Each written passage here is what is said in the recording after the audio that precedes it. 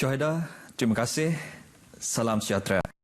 Tiada isu kekurangan bekalan makanan asas dan keperluan lain di lawas Ketua Cawangan Kementerian Perdagangan Dalam Negeri dan Hal Ehwal Pengguna KPDN AGP Limbang, Purnama Tarah memberi jaminan bekalan sentiasa mencukupi biarpun dalam pelanjutan Perintah Kawalan Pergerakan PKP ke-14 April ini.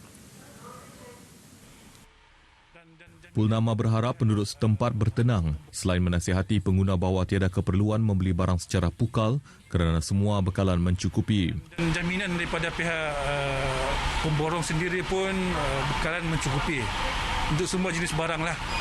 Sama ada barang tu yang kita buat daripada Sabah ataupun dari dalam Sarawak sendiri. Tambah beliau, kerjasama antara agensi seperti Jabatan Kastam, Jabatan Imigresen serta kerjasama baik daripada negara jiran Brunei Darussalam memudahkan pergerakan membawa bekalan melalui jalan darat. Ditemui pemberita ketika membuat tinjauan di pasar-pasar raya dan kedai runcit di Bandar Lawas, beliau menyarankan pengguna membuat aduan di bilik gerakan KPDN HEP melalui talian 085-217-414 untuk Limbang atau 085-283-650 untuk Lawas atau melalui WhatsApp KPDN HEP 019-279-4317. Sementara itu, tinjauan RTM, pasar raya dan kedai runcit sekitar Lawas mendapati amalan penjarakan sosial dilaksanakan di kaunter pembayaran selain penyediaan pencuci tangan basmi kuman. Tidak jarak 1 meter, mengelakkan mereka terlampau merakat. Jadi kami pun ada buat satu notis supaya ibu mengandung tidak dibagi masuklah sama budak-budak. So, satu keluarga memang kami satu orang boleh dimasuk dalam sebuah kes supaya tidak banyak orang dapat rawat di dalam lah. Tambah beliau, ia selari dengan langkah-langkah dalam mengekang penularan COVID-19, terutamanya dalam kalangan penduduk yang perlu keluar membeli barang di kawasan yang membabitkan ramai orang sepanjang tempoh PKP.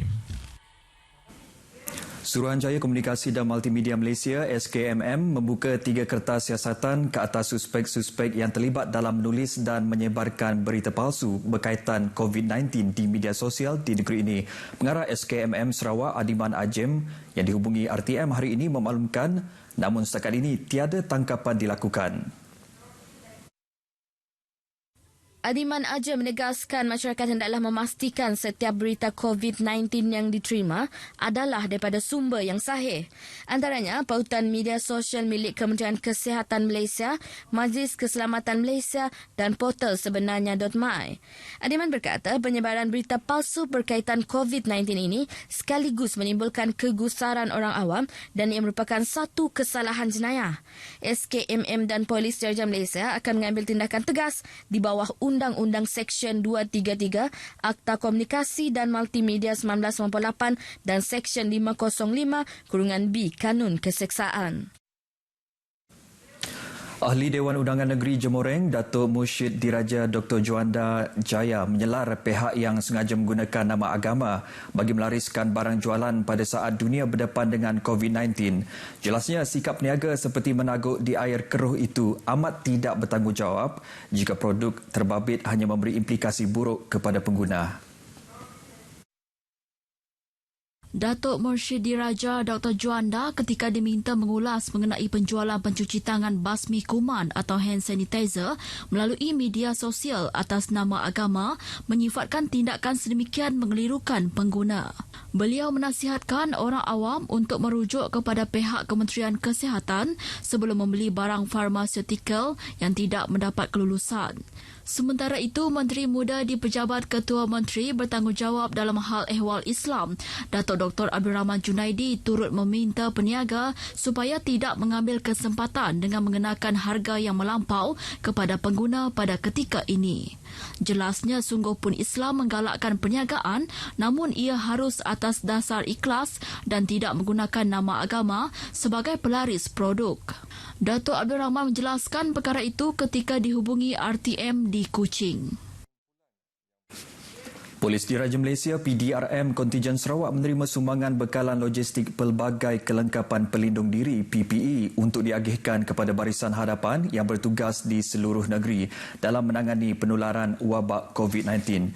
PPE terdiri daripada 250 kg cecair pembasmi kuman, sumbangan Kementerian Kesihatan 90 kg penutup hidung dan mulut daripada Kuwait Malaysia Sendirian Berhad dan 260 kg sarung tangan yang disumbangkan oleh sebuah organisasi bukan kerajaan iaitu Yayasan Kosan. Penerbangan pesawat PDRM jenis Beechcraft King Air 350 yang membawa bekalan PPE tersebut berlepas dari pangkalan Semenanjung Pasukan Gerakan Udara PGU PDRM di Subang pada pukul 9 pagi dan selamat tiba di hangar PGU PDRM Pangkalan Sarawak di Kuching kira-kira pukul 11.30 pagi. Penerbangan turut disertai oleh Komander PGU Sarawak, ACP alias Abdul Wahab. Bercakap kepada pemberita kemudiannya, beliau berkata ia merupakan penghantaran pertama bekalan PPE menggunakan pesawat berkenaan berbanding sebelum ini melalui penerbangan komersial. Usaha keras petugas barisan hadapan dalam menangani penularan wabak COVID-19 sentiasa dihargai dan penghargaan ditujukan menerusi pelbagai cara.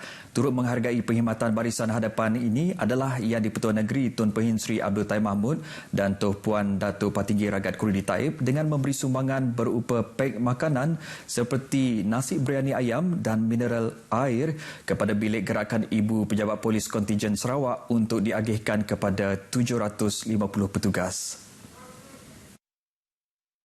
Tun Pehin Sri Abdul Taib dan Tuh Puan Dato' Patinggi Ragat juga merakamkan ucapan terima kasih atas pengorbanan serta komitmen petugas barisan hadapan di Sarawak dalam melaksanakan tanggungjawab masing-masing serta berdoa agar penularan COVID-19 berjaya ditangani dan diakhiri dengan segera.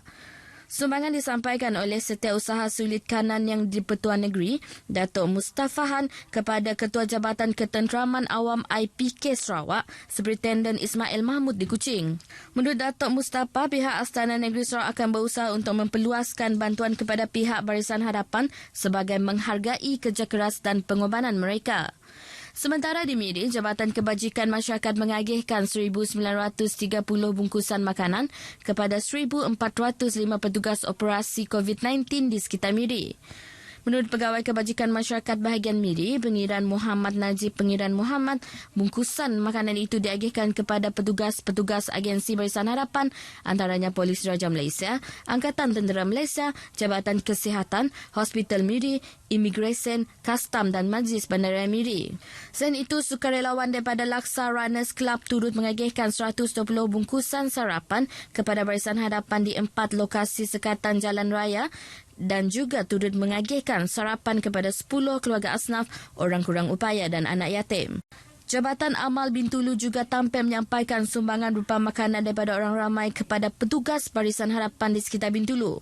Malah, sumbangan juga turut diberikan kepada golongan asnaf di Kampung Kuala Segan. Sebanyak 16 keluarga dipilih melalui jawatan kuasa Surau Darul Yakin, Kampung Melayu Segan untuk menerima sumbangan daripada pihak Jabatan Amal Bintulu.